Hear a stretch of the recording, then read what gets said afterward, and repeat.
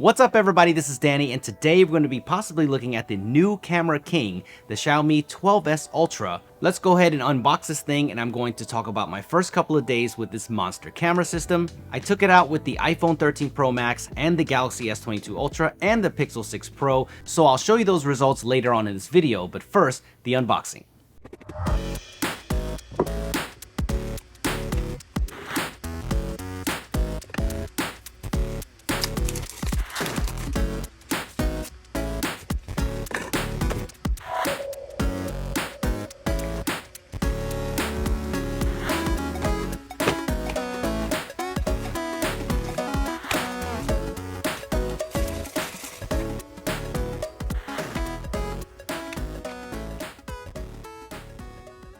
This phone is not available in the US right now, so if you're going to import it, I got mine from 28mobile.com. If you're looking for hard to find phones that aren't available in your country, check them out. I'll leave a link down below so you can check current pricing. Google Play works just fine on this device, and I'm running it on Google Project Fi. So far, so good, but follow me on social media, and I will keep you up to date if I'm running into any compatibility problems. I just need to use it a little bit more first. First, let's talk about the design. I really love this leather finish, and the green color is also legit. It's also available in black, but I think this one looked a little bit more unique, so I went with this one. The phone feels premium. It does have a curved display, so if you're a fan of that, then you're going to like this overall fit and finish. I don't think I need to say this for most flagships, so of course no headphone jack or micro SD card slot. The display is very nice though, 6.37 inches, 1440 by 3200 display with 1500 nit peak brightness. It is LTPO2, so it does go all the way up to 120 Hz, but I like the fact that you can choose 90 Hz too if you want, but you can always just leave it on auto and let the phone do its thing to dynamically adjust. That's what I have it on right now, and all of the flagship features that you expect are here. Under display fingerprint scanner with Gorilla Glass Victus on the front, IP68 water resistance, 67 watt fast charging with the included power brick, wireless charging and reverse wireless charging, stereo speakers, so this phone is exactly what you would expect. And you're getting the new updated Qualcomm Snapdragon 8 Plus Gen 1 processor, so you're going to get some optimizations over the 8 Gen 1 chip that we saw earlier this year. So this phone is one of the best that you can get right now. So you already know what I'm going to say. The thing that got me the most excited is this camera cluster here on the back with that huge 1-inch sensor. And yeah, we have seen this before in the smartphone market, so it's not completely brand new. The Sony Xperia 1 Mark IV has it here too, and some of the other phones before this. But this sensor, not this one here in the middle, which is odd, but this is the new Sony IMX989 sensor, which is built from the ground up for smartphones. So I was really excited to try this one out, and we'll talk about that.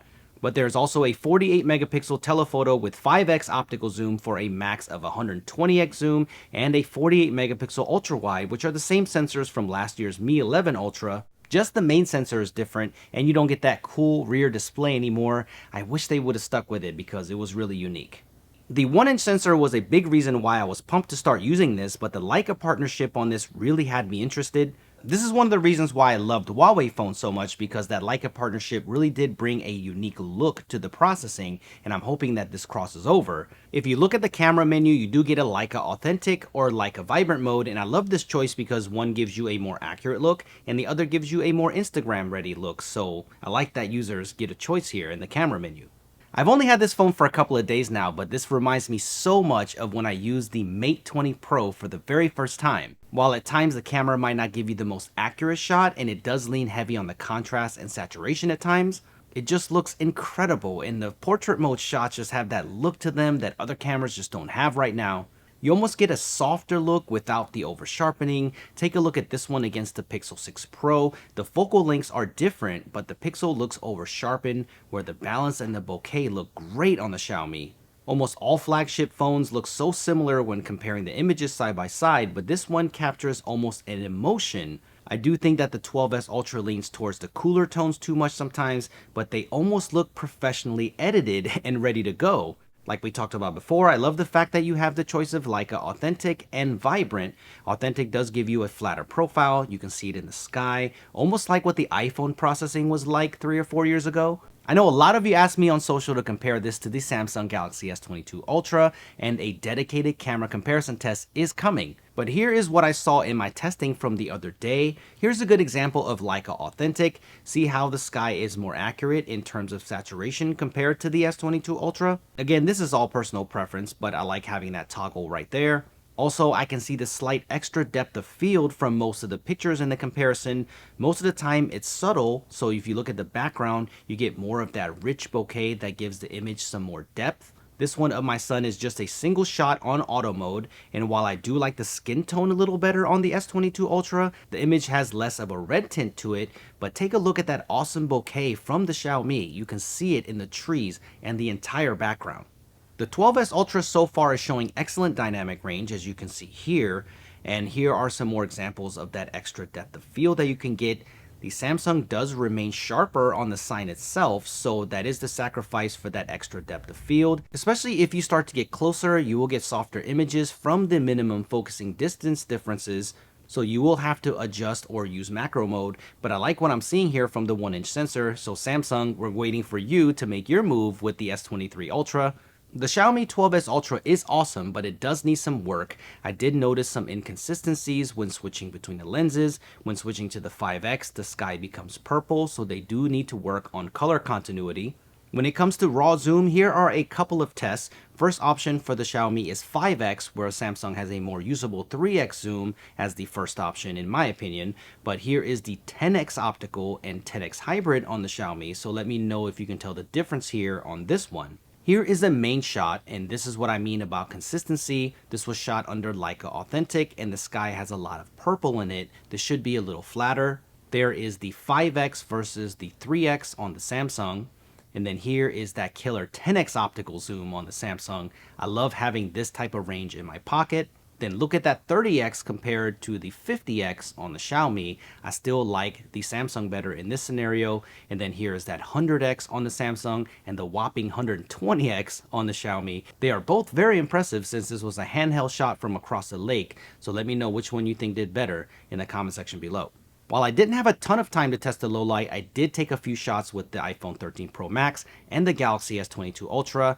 I like what I'm seeing when it comes to the single snapshots. You get a very accurate dark shot. This is exactly what it looked like, while the Samsung is still increasing the ISO to get a much brighter but noisier shot. Both look great though when night mode is engaged, so I'm liking what I'm seeing so far from both of these phones. Against the iPhone, the dynamic range differences are noticeable in this shot, but I really love the way that the Xiaomi looks here. It doesn't look as over-processed as the iPhone, and the white balance looks nicer, so the 12S Ultra really nailed it here. In this scenario, the iPhone does look better in this mixed lighting. This is a great example of what I meant by not processing as heavy. It can look less sharp on the Xiaomi, but so far I'm really liking what I'm seeing here. So with some software updates, this could be a contender. You know I love taking pictures of Spaceship Earth at night at Epcot. I always have to compare cameras here at night. They look very similar, so that's a good thing. But if you look closely, the iPhone definitely looks sharper in the overall scenario. When it comes to lower light video, the S22 Ultra and the 12S Ultra look like they're going head to head here in this scenario, both vibrant and reflecting that red and blue color well here. When we get really dark though, I'm happy to see that the 12S Ultra night video does control the noise better than the Galaxy S22 Ultra.